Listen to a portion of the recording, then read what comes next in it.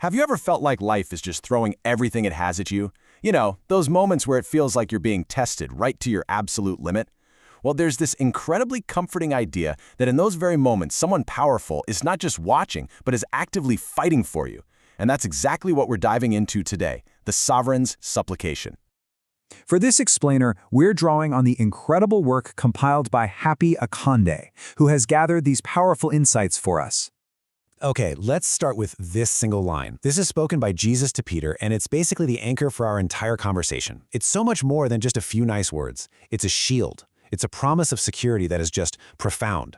So let's unpack what's really going on in this powerful verse. Now, to really get the weight of that promise, we first have to understand what it's up against. And we're not just talking about having a bad day or dealing with everyday problems. The scripture paints a picture of a very real, very targeted spiritual threat. And here it is, right in the verse before.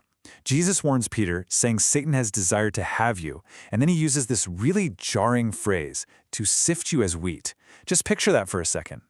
Sifting wheat is a violent process of shaking and separating.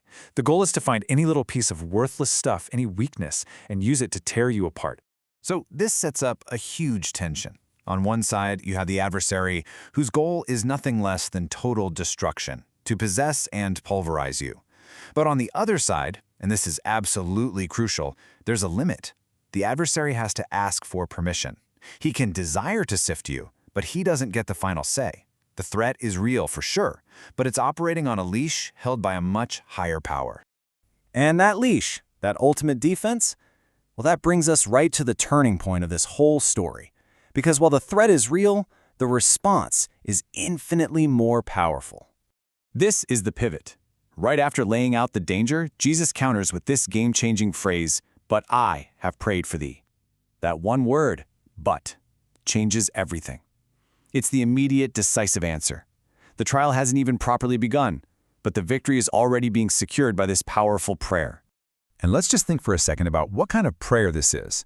First, it's personal. He's praying for you, specifically, knowing your name and exactly what you're facing. Second, it's preemptive. He sees the trouble coming from a mile away and steps in before it even hits. And maybe the most incredible part, it's perpetual. It's nonstop. Scripture says he is making intercession for us right now. This isn't a one-and-done thing. It's a constant, ongoing defense. So, this leads to a pretty logical question, right? If this incredible prayer is always active, why are trials? Why is this sifting even allowed to happen?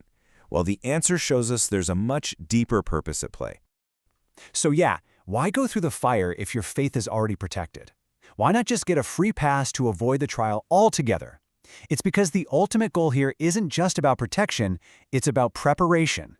You see, the trial isn't meant to be a tomb where your faith goes to die.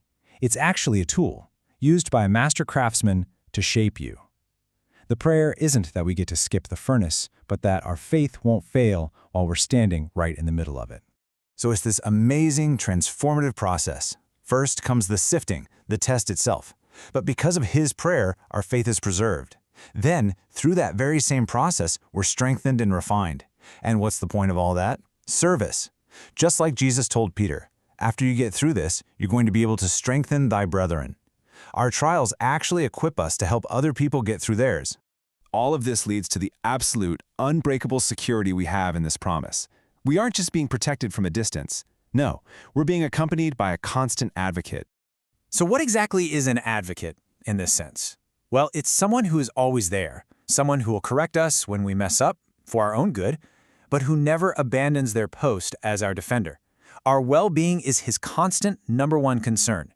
So when you really stop and think about everything we've looked at, the adversary's limited power, the purpose of our trials, the constant personal nature of Christ's prayer, it all boils down to this one profound reality.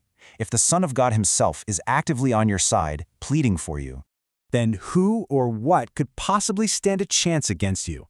That right there is the ultimate security. That's the Sovereign's supplication. It's the knowledge that you are shielded by his scars and carried by his unending prayer for you.